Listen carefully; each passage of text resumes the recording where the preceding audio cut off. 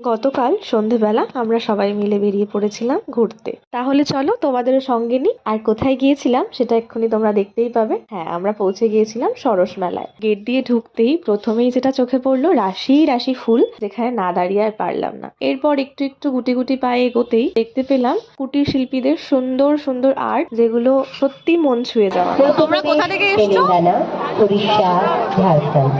এছাড়াও আমাদের এখানে বিভিন্ন রকমের বহু দূর দূর থেকে এই মানুষগুলো আসেন নিজেদের কাজ নিয়ে এই মেলায় প্রদর্শনী করতে আর সামান্য কিছু রোজগারের আশায়। আপনারা কোত্থেকে এসেছেন একটু বলুন।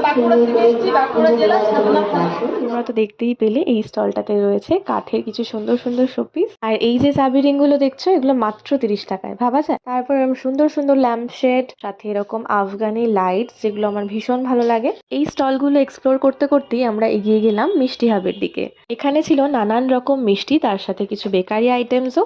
আর যেটা না হলে ভোজন রসিক বাঙালির 16 আনাই বৃথা। আমরা পৌঁছে গেলাম সেই গন্তব্যে। আর গন্তব্যে পৌঁছেই যদি পাওয়া যায় এই শীতের সন্ধ্যেবেলা বাঙালির সেই ঐতিহ্যবাহী পিঠে পুলি পাটিসাপটা, সেটা কি করে ছাড়ি বলো। তাই খাওয়া দাওয়ার পর্ব শুরু হলো পাটিসাপটা দিয়ে। এরপর একে একে ফিশ ফ্রাই, তারপর রাজস্থানি স্টল থেকে আমরা নিয়ে নিলাম ছোলে ভাটুরে, যেটা উজ্জ্বল টেস্ট করে বললো অ্যাভারেজ ছিল। ঘোরাঘুরি, খাওয়া দাওয়া, কেনাকাটা সবটাই হলো। এবার হলো বাড়ি ফেরার পালা। তার আগে তোমাদেরকে যেটা আমার বলার সেটা হলো, কলকাতা সরস মেলা শুরু হয়ে গেছে কিন্তু 19 তারিখ থেকে, হবে 5ই জানুয়ারি অবধি। যারা এখনো অবধি যেতে পারোনি, প্লিজ তাড়াতাড়ি চলে যাও নিউ টাউন মেলা গ্রাউন্ড।